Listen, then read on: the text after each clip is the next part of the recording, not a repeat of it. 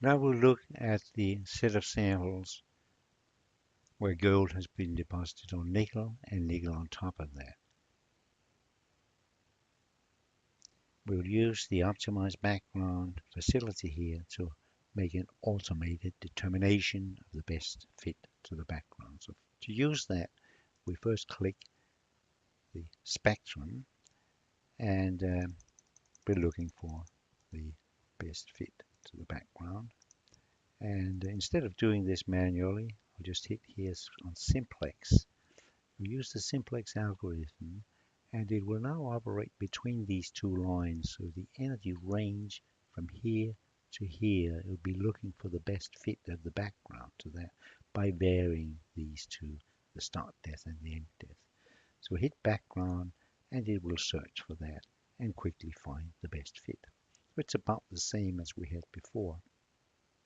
We can take the next one where we have gold deposited on top, hit background, and we quickly get the best fit here from around 10 to 20 angstroms.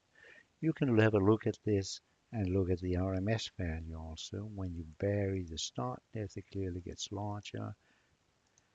And we can change the increment here to 1.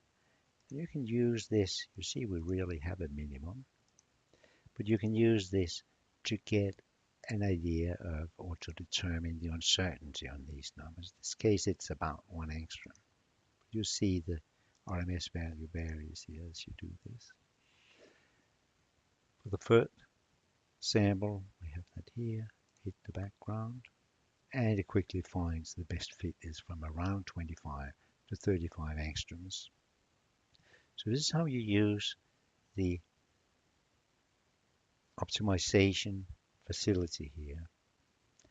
There's a small manual. If you click info here, so you click info here, you'll get a short description of what happens. Same here if we go to simplex, again click, there's an info, same place. Here, info, you get a short description and the user's manual, which also describes the set parameters here. Set parameters sets up the values that the search will use as starting values for the changes in the start depth and end depth as it looks or as it steers towards the minimum in the RMS value. The F tolerance here is a number which determines when to stop.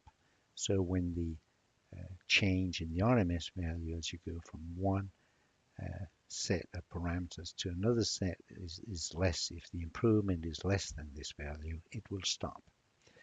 Maximum number of iterations is given here, so it will stop if it reaches 200 in this case before this is met.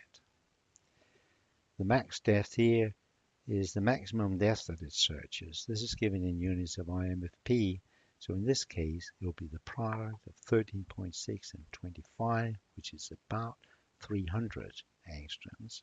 So it will not be searching for depths or variations when these depths are larger than about 300 angstroms. And the reason for that, of course, is that we don't have much sensitivity in the spectrum when we have very large depths. But this can vary depending on the situation. So you normally not need to use these, you just use these default values. There's another possibility, and this is the Powell algorithm. The Powell algorithm uses a different way of steering towards the minimum. And also here you have an info here, and you can set parameters. This is now a vector here, which describes the initial vector that it will be using to search for the minimum in these dx1, dx2. And again, we have a tolerance, maximum iteration, and max depth. The two algorithms differ in the way they steer towards the minimum. I've found, a lot of examples, I've found that simplex is practically always faster than the Powell algorithm, but they give about the same answer. So normally you would just be using the simplex algorithm.